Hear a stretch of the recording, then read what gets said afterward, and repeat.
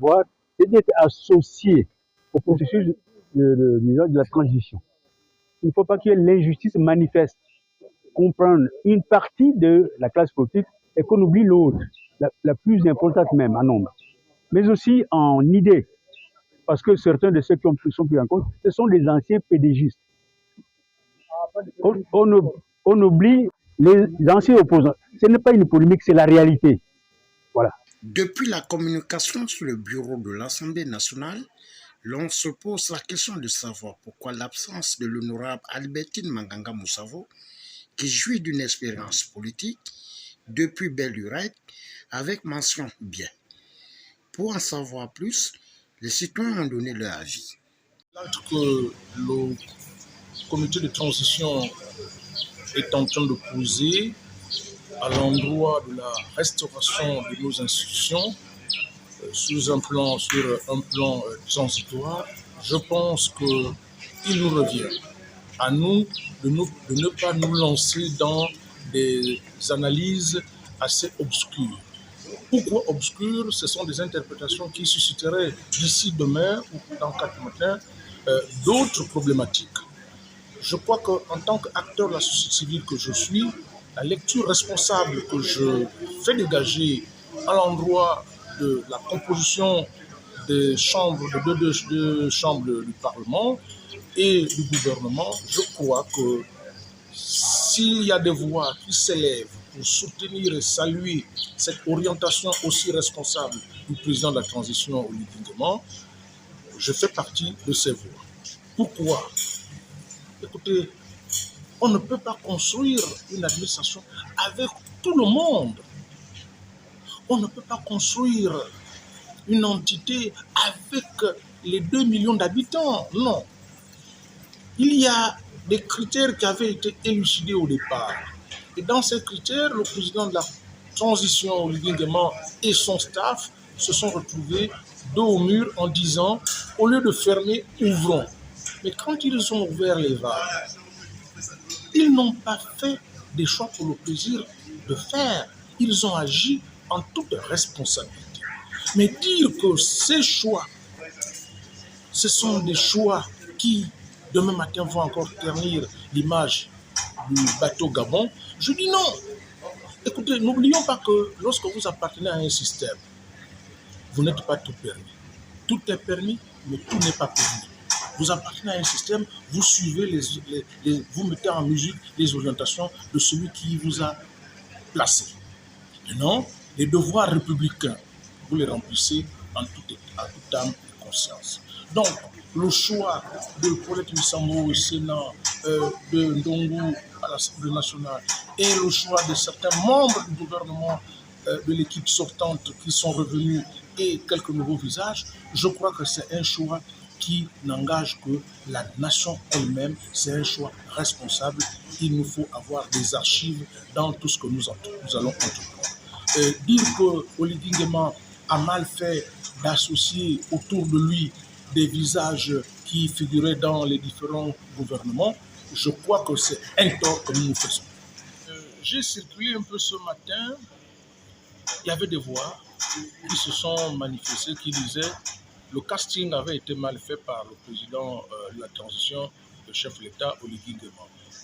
Certains avaient souhaité que Madame Magaga Moussavo, Albertine Magaga Moussavo, doyenne de l'Assemblée nationale, elle a fait ses pas, nous reconnaissons ses qualités et son efficacité.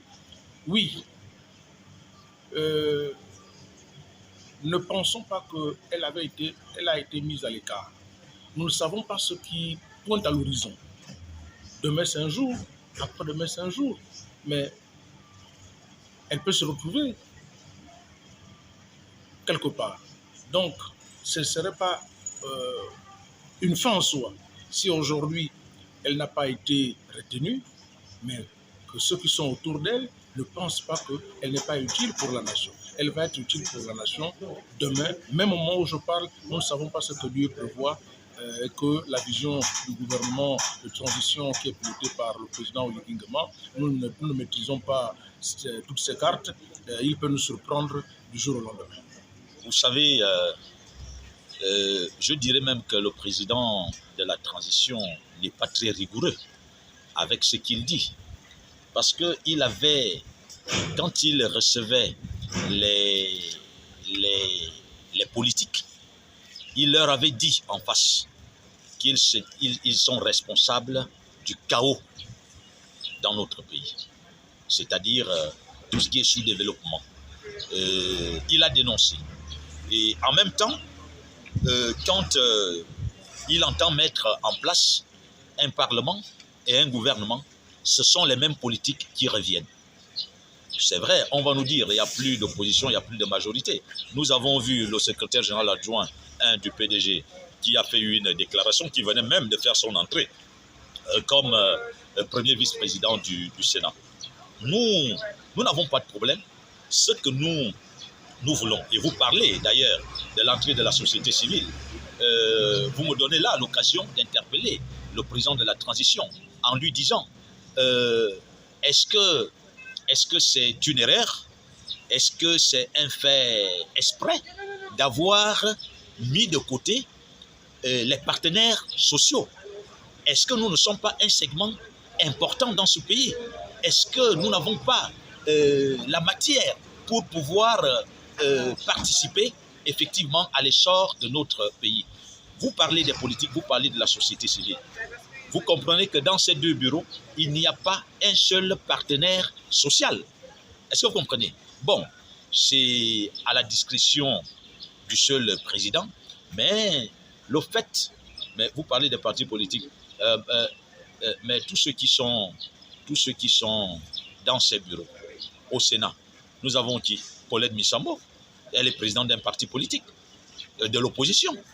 Nous avons qui? Luc Oyobi, c'est une personnalité politique du PDG, secrétaire, je pense que c'est lui qui reste même le patron du PDG, si Ali est hors du territoire. Voilà, donc, et puis il y a la société civile. Ce que nous déplorons tout simplement dans cette composition des bureaux du Parlement, c'est le fait que les autorités n'aient pas pensé aux partenaires sociaux. Nous ne sommes pas là-dedans, nous ne sommes pas des politiques. Et il sait pourquoi il a choisi tel et pas tel autre. Par contre, dans la formation du gouvernement, il faut le dire, c'est un gouvernement fait à plus de la moitié des PDGistes et des hiérarques du PDG. Ça, nous le dénonçons. Ce n'est pas bien, parce que ces gens-là ne nous rassurent pas. La première chose, le premier travail de la transition, c'est de rassurer le peuple après le coup d'État. Et donc, on attendait à des innovations dans les nominations. Mais qu'est-ce que nous voyons? Effectivement, dans le gouvernement, il n'y a que les politiques.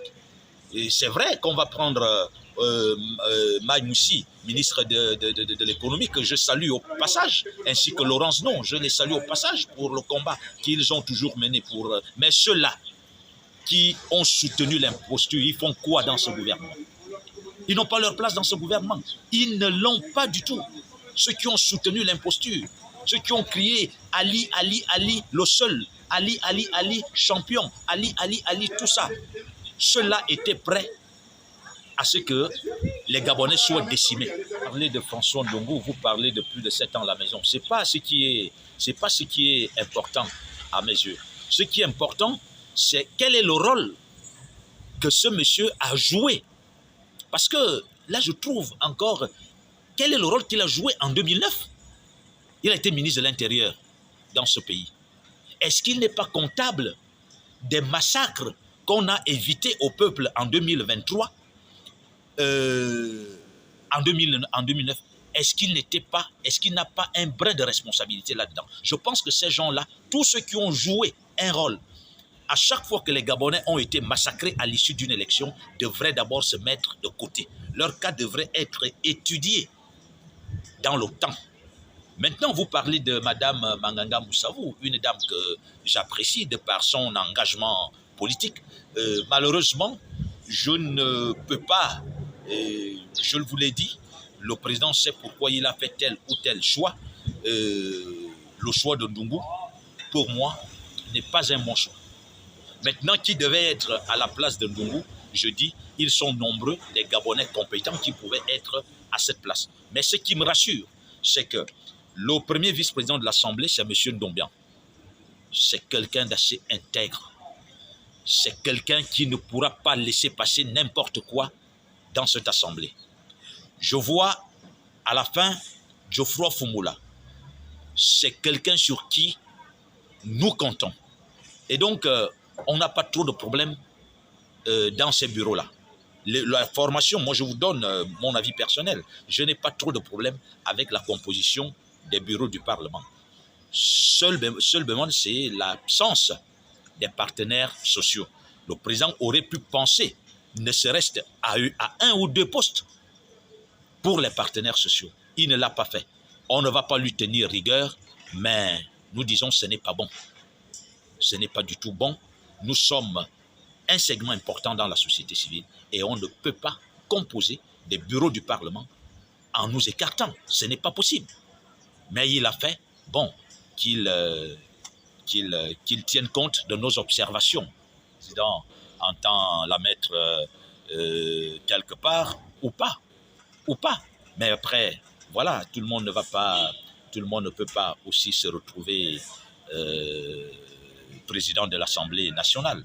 Bon, tout cela relève de la discrétion du président de la transition.